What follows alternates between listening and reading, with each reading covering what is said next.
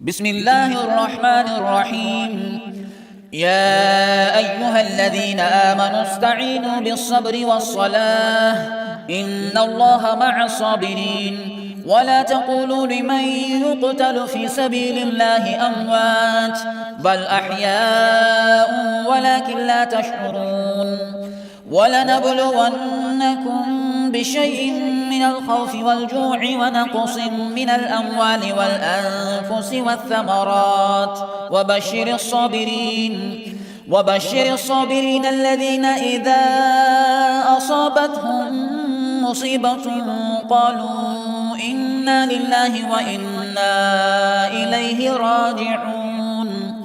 أولئك عليهم صلوات من ربهم ورحمة وأولئك هم المهتدون. إن الصفا والمروة من شعائر الله فمن حج البيت أو اعتمر فلا جناح عليه أن يطوف بهما ومن تطوع خيرا فإن الله شاكر عليم.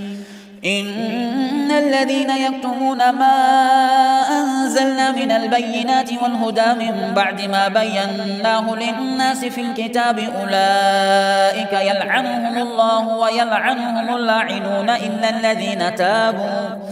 إلا الذين تابوا وأصلحوا وبينوا فأولئك أتوب عليهم وأنا التواب الرحيم. إن الذين كفروا وماتوا وهم كفار أولئك عليهم لعنة الله والملائكة والناس أجمعين خالدين فيها لا يخفف عنهم العذاب ولا هم ينظرون.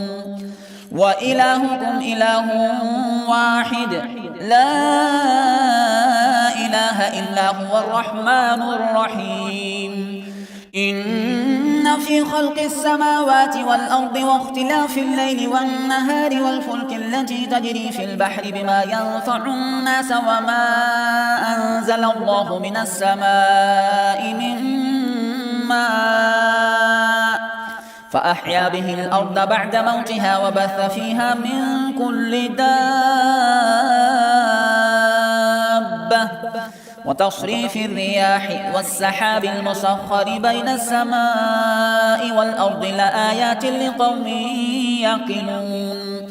ومن الناس من يتخذ من دون الله أندادا يحبونهم كحب الله والذين آمنوا أشد حبا لله.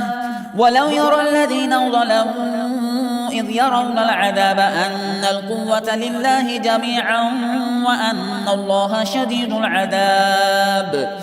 إذ تبرأ الذين اتبعوا من الذين اتبعوا ورأوا العذاب وتقطعت بهم الأسباب. وقال الذين اتبعوا لو أن لنا كرة فنتبرأ منه كما تبرأوا منا كذلك يريهم الله أعمالهم حسرات عليهم وما هم بخارجين من النار.